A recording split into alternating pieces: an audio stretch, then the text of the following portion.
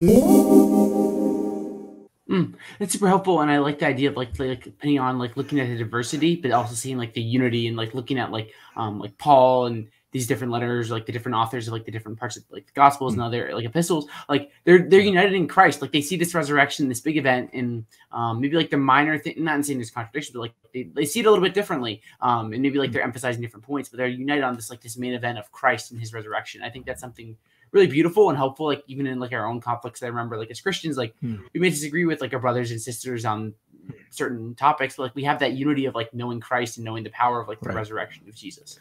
Well, and it's like if someone were to be, let's write a biopic on Zach's life.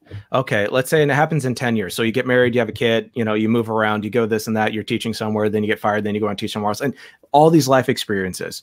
And it happens over, let's say, a 3-year span. So you get married, you have a kid, you move, you get fired, you have a new job. Yeah, and all that happens.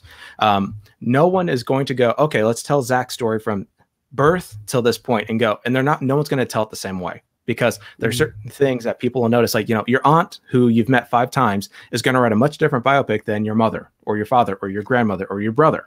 And it's one of those where it's like, you don't expect conformity, you expect uniformity.